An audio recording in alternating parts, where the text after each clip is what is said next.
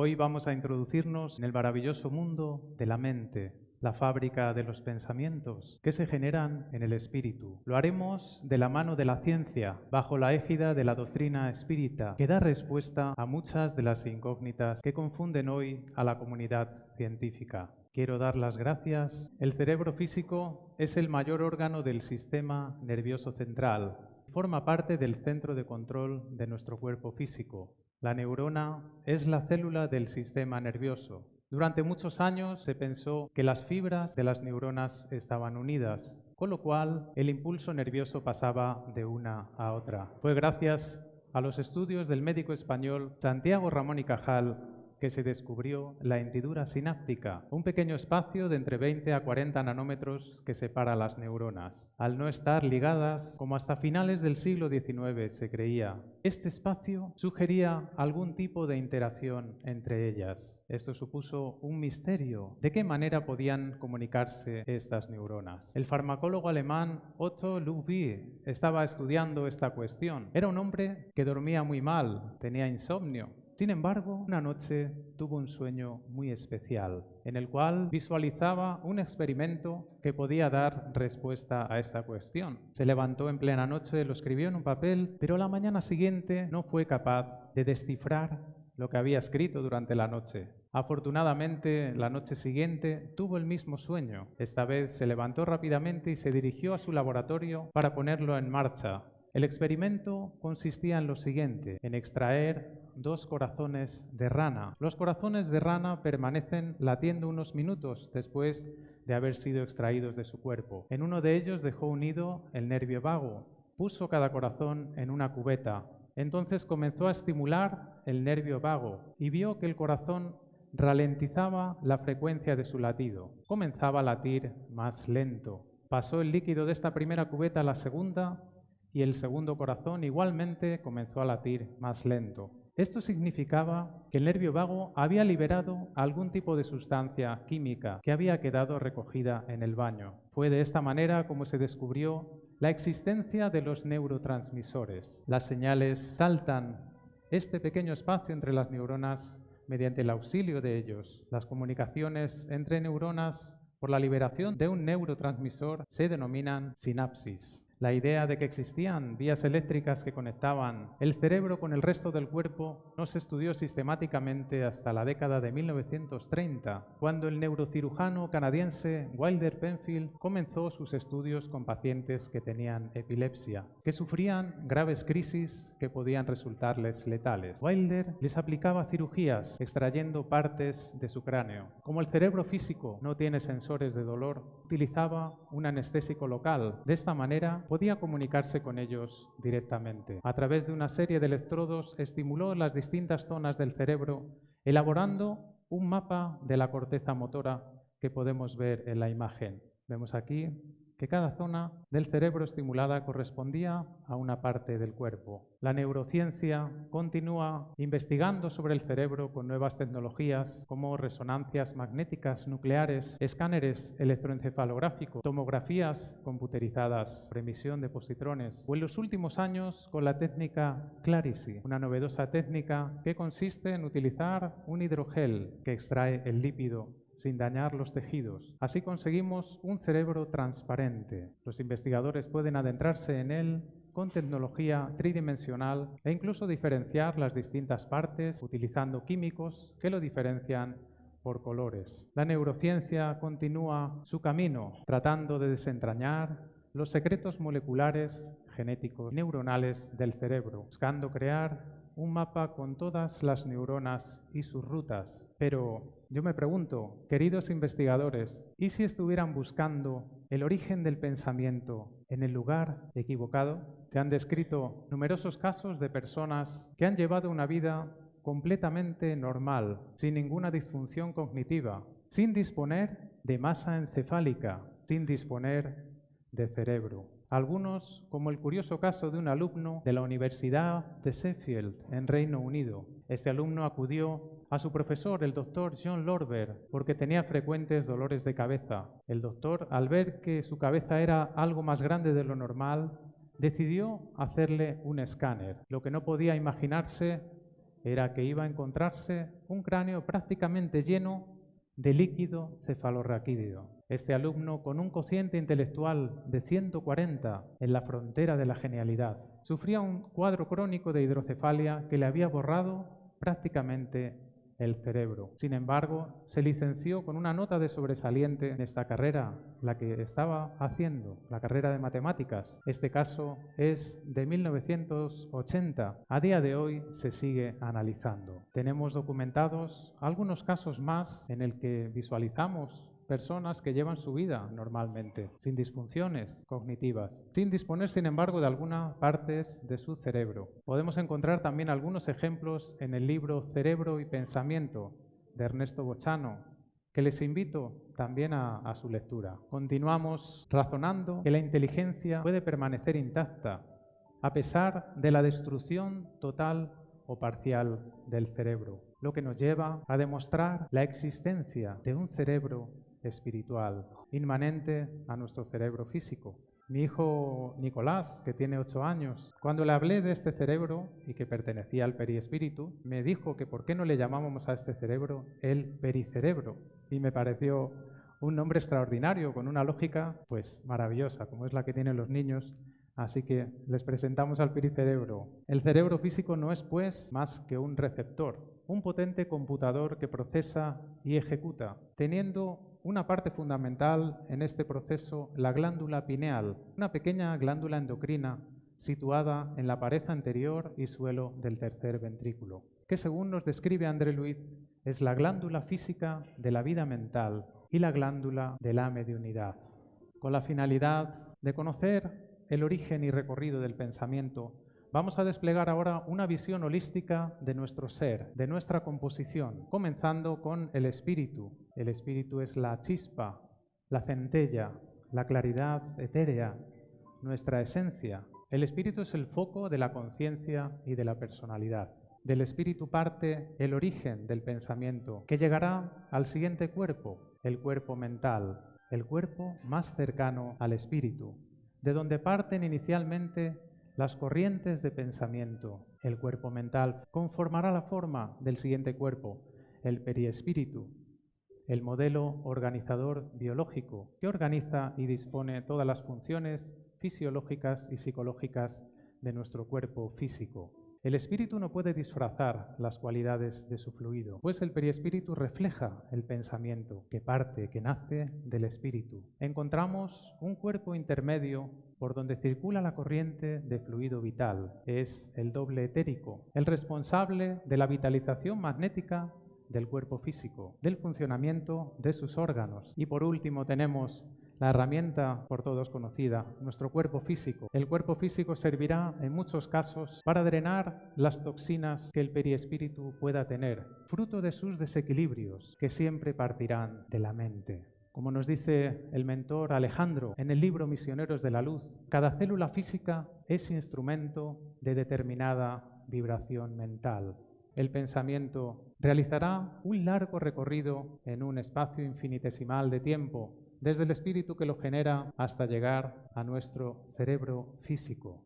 Este intercambio se produce gracias al auxilio de los centros de fuerza, también llamados centros vitales o chakras, que están íntimamente ligados a nuestro sistema nervioso y a nuestro sistema endocrino. Desde las colonias espirituales, en los departamentos de reencarnación se preparan las nuevas experiencias para los espíritus que van a reencarnar. En los laboratorios del plano espiritual, como dice la palabra, se elabora, se trabaja y también se ora, también son oratorios. Continuamos nuestro viaje ahora hacia el interior de la célula, descubriendo el ADN. El ADN contiene toda la información genética para el funcionamiento y organización de nuestro cuerpo. Se encuentran las estructuras que llamamos cromosomas. Desde el plano espiritual será minuciosamente programado este ADN para que se produzcan las mutaciones genéticas o cambios en la secuencia de los nucleótidos, para que todo suceda en el momento exacto. Tal vez una persona tenga que desarrollar una determinada patología o enfermedad en un determinado momento. Este ADN se programará minuciosamente para que todo suceda en el momento exacto, para el auxilio del espíritu. La reencarnación es el recurso más eficaz concedido por las leyes divinas para que podamos poco a poco corregirnos para que podamos enmendar nuestros errores.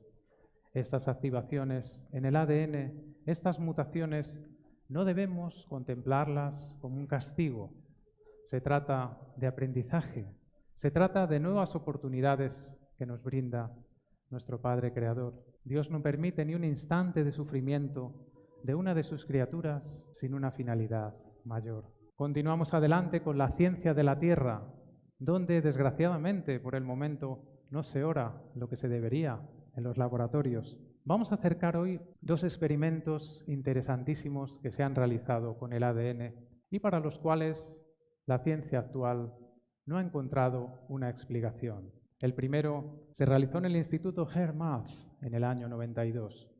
Se aisló una muestra de ADN en un vaso de precipitado. Utilizaron unas cámaras especiales que registran todos los cambios eléctricos, químicos en el ADN de una manera visual. Participaron 5 personas con capacidades de control mental y emocional, con la finalidad de dirigir irradiaciones mentales hacia esa muestra de ADN. Lo maravilloso de este experimento fue que funcionó y que frente a emociones de amor, de caridad, de benevolencia, el ADN se expandía. Sin embargo, frente a emociones como el odio, el rencor y los celos, el ADN se encogía.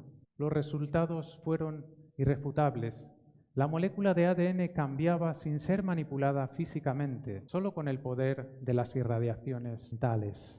Y es que tenemos un gran poder con nuestro pensamiento. Muchas veces escuchamos que hay que pensar de manera positiva y casi que pensamos que es una frase hecha, que no tiene importancia, pero realmente podemos alterar la materia con el poder de nuestros pensamientos. Podemos alterar el ADN al expandirse con buenos sentimientos, con sentimientos de amor. Fortalece nuestro sistema inmunológico. Estamos más prevenidos frente a las enfermedades. En el año 1990, científicos que trabajaban para el ejército americano realizaron un experimento que fue publicado en la prestigiosa revista científica Advance. En este caso, extrajeron una muestra de un trocito de la piel del labio de un paciente. Llevaron esta muestra a una habitación contigua a docenas de metros. El experimento también utilizó una serie de técnicas que registran los cambios en el ADN. Al paciente le expusieron una serie de imágenes en vídeo con distinto espectro emocional, imágenes gráficas de comedia,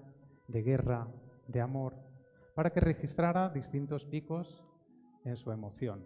Y pasó algo extraordinario. Cuando este paciente tenía distintos picos, el ADN reaccionaba de la misma manera, como si aún continuase ligado a su cuerpo.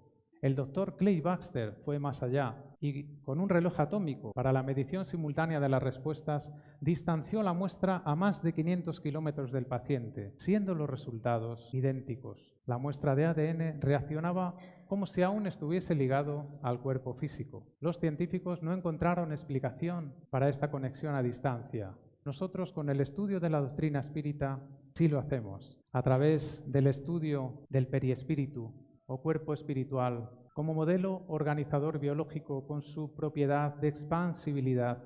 Podemos encontrar explicación a esta conexión a distancia, dirigiendo todos los procesos de cada átomo, molécula, célula, órgano, sistema de nuestro cuerpo físico. Es maravilloso encontrar esta explicación. En todo organismo físico hay un cambio de materia constante, un metabolismo constante. Se gasta y se construye hueso, glóbulos rojos, glóbulos blancos, plaquetas, etc. Los investigadores calculan que metabolizamos en una vida normal alrededor de 44 toneladas de sustancias físicas. Cambiamos de materia cada cierto tiempo y, sin embargo, mantenemos la forma humana y sus funciones hasta el fin de la encarnación, gracias al periespíritu que constantemente está enviando impulsos organizadores hasta el fin de la encarnación. En el año 1955, el anestesiólogo que trabajaba para el Mayor Hospital de Boston, Henry Beecher, publicó un libro maravilloso llamado El poderoso placebo, donde documentaba docenas de casos sobre el efecto placebo. Les decía a sus pacientes que había conseguido un medicamento eficaz que podía curar sus dolencias. Los pacientes tomaban esta pastilla, que realmente se trataba de una inocua pastilla edulcorada o de una solución de sal común. Sin embargo, se curaban de sus dolencias con la creencia de sus mentes, con la creencia de que estaban tomando una medicina maravillosa, cuando simplemente estábamos hablando de una pastilla inocua. Es el poder del pensamiento sobre nuestros cuerpos. Podemos alterar y provocar cambios en nuestro cuerpo físico con el simple hecho de pensar. Podríamos hacer una prueba ahora mismo. Voy a invitarles, por favor, a que cierren sus ojos. Vamos a cerrar nuestros ojos, pero por favor, se duerman. Vamos a imaginar un gran limón, un limón grande y hermoso. Cogemos un cuchillo y partimos 2 rodajas de ese limón. Tomamos la primera rodaja, la masticamos con fuerza, notamos una gran cantidad de limón en nuestra boca, notamos toda su acidez, pues está muy ácido. Tomamos la segunda rodaja, la mordemos con más fuerza, tenemos una cantidad grandísima de limón en nuestro cuerpo, masticamos con fuerza, abrimos nuestros ojos. Habrán podido comprobar que tienen la boca llena de saliva. Hemos provocado el mismo efecto en nuestro cuerpo que si tomásemos limón de verdad. Pueden realizar pruebas de este tipo en sus casas, imaginando, por ejemplo, que tienen que tomar un autobús que se marcha, que tienen una urgencia familiar. Comienzan a correr para coger ese autobús. Después tómense el pulso, verán cómo su corazón se ha acelerado, como si realmente estuvieran corriendo detrás de ese autobús. Activamos partes de nuestro cuerpo con el pensamiento. Lo mismo sucede cuando recordamos. Los recuerdos muchas veces también pueden provocar muchos cambios en nuestro cuerpo físico. Quisiera regalarles el pensamiento de un bombón para paliar esa acidez que les acabo de dar en la boca. En los años 60 estaban hablando 2 madres tranquilamente. Una de ellas tenía un niño pequeño que estaba jugando con una alcantarilla, con la mala fortuna que el niño gateando se puso debajo de las ruedas de un coche que estaba en marcha. Ella estaba enfurecida. Ella estaba rabiosa y en un momento de desesperación cogió la parte de atrás del coche y la levantó. Ella superó la creencia de que no tenemos fuerza para levantar un coche. Lo único que vio es que tenía que salvar a su niño. Les contaré como anécdota que esto fue presenciado por el dibujante americano Jack Kirby y dijo ser la fuente de inspiración para uno de sus personajes de cómic más famosos, el increíble Hulk. Continuamos nuestro viaje ahora hacia el espacio, leyendo a nuestro codificador querido, Allan Kardec, que nos decía que el fluido cósmico universal es la materia elemental primitiva, cuyas modificaciones y transformaciones constituyen la amplia variedad de los cuerpos de la naturaleza. Estamos todos inmersos en el fluido cósmico universal como en un océano divino, repleto de constelaciones, de soles, de mundos y de seres, como si de peces se tratase, todos viviendo y vibrando en distintas frecuencias. Ningún espacio está vacío, nada responde al azar, todo guarda un orden y está regido por unas leyes. El fluido cósmico universal es además el vehículo del pensamiento. Todos estamos conectados y comunicados a través de él. Cuando pensamos en alguien, se establece una corriente fluídica que nos conecta. El pensamiento es una onda electromagnética, con lo cual no requiere de un medio para viajar. Tiene un alcance infinito. Podemos establecer esta comunicación entre encarnados. También podemos hacerlo incluso entre desencarnados. Seguramente todos ustedes habrán tenido la experiencia de pensar en alguien y recibir poco después una llamada, un mensaje o un encuentro fortuito con esa persona. Ciertamente, pensando, nos comunicamos. Aunque no podamos recepcionarlo de manera consciente, sentimos esa llegada, esa conexión. Incluso alguna vez emitir algún juicio, algún prejuicio, alguna mala crítica hacia alguien y después encontrarle enfadado con nosotros. Nos decimos, no sé por qué está así, si no le he dicho nada, si no le he hecho nada. Pero, ¿qué hemos pensado? ¿Qué hemos pensado? Pensando, emitimos fluidos, fuerzas vivas capaces de comunicar, de influir profundamente en nosotros y en los demás, capaces de formar y de transformar. El pensamiento es vibración, es un fenómeno cuántico, una unidad de energía e información. Es impredecible a nuestros sentidos, efímero, pero realmente es materia en una vibración diferente que podemos modelar con nuestra gran fuerza, la fuerza de la voluntad. Son innumerables los fluidos en los que estamos inmersos cada día. Gracias a Dios, nuestros torpes sentidos no pueden registrarlos, puesto que con la vista llegamos a alcanzar un máximo de 740 nanómetros. Nuestro oído alcanza 19.800 hercios.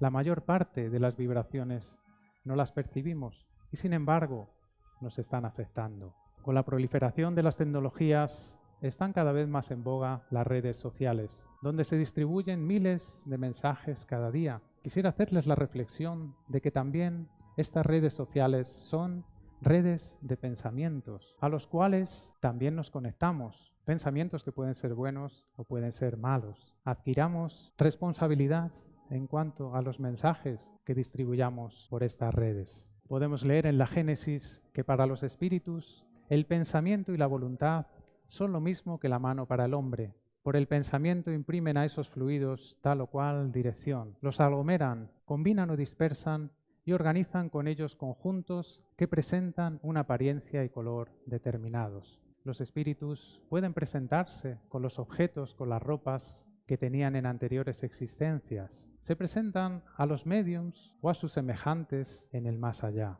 Ideas elaboradas con fuerza generan formas dotadas de movimiento, sonido y color en el fluido cósmico universal, las llamadas ideoplastías, perfectamente perceptibles por todos aquellos que se encuentran sintonizados con la onda que las expresan. Estas ideoplastías a veces provienen de una intención, otras son fruto de un pensamiento inconsciente.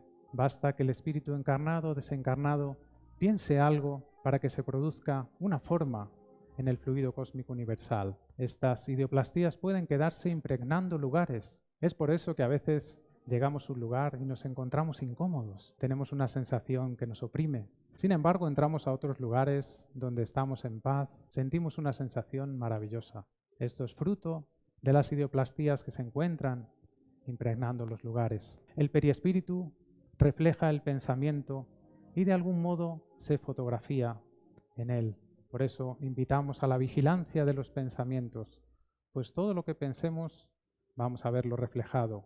Nos dicen en el Evangelio, según el Espiritismo, que la verdadera pureza no está solo en los actos, sino también en el pensamiento, porque el que tiene el corazón puro tampoco piensa en el mal. El pensamiento es la antesala del acto. Primero pensamos, después actuamos. Para los espíritus somos como libros abiertos, pues pueden visualizar con perfecta nitidez el contenido de nuestros pensamientos, incluso aquellos que puedan parecernos más ocultos, y pueden, por tanto, sintonizarse a nuestra vibración. No podemos descuidar nuestra casa mental, pues los espíritus conviven con nosotros mucho más de lo que podamos imaginarnos. Hemos estudiado que el cuerpo mental configura la forma del cuerpo espiritual. Para los espíritus desencarnados, un pensamiento desorganizado, basado en monoideísmos autohipnotizantes, como podría ser una nociva idea de venganza, puede conducirles a una deformación, a una atrofia de sus periespíritus, configurándose en una forma ovoide. Podemos encontrar algunos de estos casos en libros como Liberación de André Luiz. En ocasiones, estos hermanos son conducidos por mentes con capacidades altas mentales, pero de baja talla moral. Son hipnotizados y son enviados para provocar obsesiones, formando una simbiosis nociva con sus víctimas, succionando en movimientos automáticos las fuerzas psíquicas y las fuerzas vitales. Son hermanos muy necesitados, pues son verdugos, pero a la vez son víctimas, y muy necesitados de nuestro amor, de nuestras oraciones. Encontramos también los tristes casos de zoantropía, donde bajo hipnosis que suelen estar fraguadas en sentimientos de remordimiento, los periespíritus se deforman, configurando formas animalescas. Encontramos un ejemplo de zoantropía en el capítulo 5 del mismo libro, Liberación de André Luiz. A veces los espíritus no son conscientes de que están viviendo las escenas de sus propios pensamientos. Sufren terriblemente, como puede ser el caso de los suicidas, que constantemente reviven las escenas de ese momento fatal. Sin embargo, las personas que sintonizan con buenos pensamientos tienen una maravillosa armonía, una higiene mental que les permite sintonizar con buenos espíritus que les ayudan, que les auxilian, que les armonizan. Debemos romper con nuestros viejos hábitos, adquirir hábitos nuevos que nos proporcionen armonía equilibrio en nuestros pensamientos, hábitos maravillosos como puede ser la oración, el máximo exponente de la vibración mental. La oración es una invocación, por ella se pone en contacto la persona que la realiza con la persona que la recibe. Orando emitimos una corriente fluídica cuya frecuencia vibratoria, cuyo poder será directamente proporcional al sentimiento que imprimamos en ella. Orando podemos loar, podemos pedir o podemos agradecer. No existe un lugar específico para su realización. Podemos orar desde cualquier lugar. Cuando vemos una persona que está sufriendo, podemos lanzar una oración en ese momento, un destello que siempre va a ser efectivo. Este hábito maravilloso va a crear un nuevo ambiente en nuestras vidas. Quisiera acercarles un mensaje maravilloso de María Juana de Dios, la madre de Francisco Cándido Xavier, que le donó en un libro llamado Cartas de una muerta. Quisiera leerles este fragmento maravilloso. Dice así: nuestra especialidad es examinar las oraciones de los seres de la tierra, acudiendo a los lugares de oración o a cualquier lugar donde haya un espíritu que pide o que sufre. Las rogativas de cada uno son entonces anotadas y examinadas por nosotros, procurando establecer la naturaleza de la oración, o sus méritos y deméritos, su elevación o inferioridad, para poder determinar la ayuda necesaria. Hasta las oraciones de los niños son tomadas en consideración. Cualquier petición, cualquier súplica, tiene su anotación particular. Hay oraciones sublimes que se elevan de la tierra hasta nuestro distrito y tan puras son que atraviesan nuestras regiones como chorros de luz, buscando esferas más altas y elevadas que la nuestra. Existen igualmente las imprecaciones más oscuras y dolorosas. Todas, sin embargo, merecen nuestro particular cariño y cuidadosa atención. Es maravilloso. Cualquier oración es atendida y Dios las acepta todas cuando son sinceras. Es muy beneficioso adquirir el hábito de la oración cuando nos desprendemos, solicitar a nuestro guía espiritual que nos acompañe. Podemos incluso seguir trabajando cuando nos desprendemos, realizar trabajos de caridad con el auxilio de nuestro espíritu guía, siguiendo el consejo de San Agustín en la pregunta 919 del Libro de los Espíritus, realizar una reflexión antes de dormirnos, donde pasemos revista a todos los actos que han acontecido durante el día, tanto los actos como los pensamientos que hemos estudiado, que son la antesala del acto, revisando a ver en qué momento hemos cometido algún error, para que la próxima vez que nos sobrevenga una situación parecida podamos actuar mejor. Es la manera de mejorar, conocernos a nosotros mismos, pues esta es la propuesta y base principal de la doctrina espírita. Nuestra transformación moral, como nos dice Allan Kardec, se reconoce al verdadero espírita por su transformación moral y por los esfuerzos que hace para dominar sus malas inclinaciones. Voy a presentarles un pasaje del Evangelio de Jesús que he descubierto hace relativamente poco tiempo y que me ha hecho meditar mucho. Podemos leer en Marcos 11:24: todo lo que pidáis en la oración, creed que lo habéis recibido y lo tendréis. Creed que lo habéis recibido y lo tendréis. Voy a contarles una historia basada en hechos reales que le sucedió al físico Greg Braden para lograr profundizar en esta enseñanza maravillosa de nuestro Maestro Jesús. La historia sucedió en una zona desértica en el sudoeste americano, en el desierto de Nuevo México. Estaban atravesando unos momentos de una intensa sequía. No llovía y un nativo, amigo de Greg, le invitó para compartir una oración por la lluvia. Greg entonces se encontró con él en un lugar tranquilo, en una zona montañosa. El nativo comenzó a llamar a todos sus ancestros. Le dio la espalda y se puso en oración. Al cabo de unos pocos instantes se giró y le dijo: Greg, tengo hambre, vamos a comer. Quedó sorprendido, dijo: ¿ya? Si yo creía que habíamos venido a compartir una oración, que íbamos a rezar para que llueva. Y le dijo el nativo: no, porque si rezamos para que llueva, no va a llover, porque cuando rezamos para que algo ocurra, no estamos sintiendo que sucede en ese momento. Se quedó pensativo y le preguntó: entonces, ¿qué fue lo que sucedió cuando cerraste los ojos? Y el nativo le dijo: cuando cerré mis ojos sentí cómo se vive, cómo se siente la lluvia en mi pueblo. Comencé a sentir el olor a tierra mojada, impregnándome Incluso sentí como mis pies descalzos se mojaban en los charcos, en la lluvia, pues estaba lloviendo mucho. Esa noche sucedió algo maravilloso. Contra toda previsión meteorológica, llovió. Y estuvo lloviendo durante 3 días, desbordando incluso algunos ríos. Así fue, sintiendo la oración como si ya hubiese sido atendida, sintiendo el resultado. El sentimiento es la oración es sentimiento. En el plano espiritual, la oración es una herramienta fundamental para todos los trabajos que se realizan. Se han dado casos incluso de curaciones espontáneas de enfermos que estaban diagnosticados ya como terminales y sin embargo ellos empezaron a vivir como si estuvieran curados. Comenzaron a orar a Dios dando gracias por estar curados. Visualizaban la cara de sorpresa de sus médicos al ver que se habían curado. Y se producía la curación porque tenemos ese poder. Tenemos que afirmar que nos curamos. Y la mente es la que manda. El perispíritu está atómicamente ligado al cuerpo. Nosotros enviamos la orden y el cuerpo finalmente, como última estación, va a ser la que recepcione el resultado. Nuestro Maestro Jesús nos enseñó que el poder de la oración debe constituir nuestro recurso permanente de comunión sin interrupción con Dios.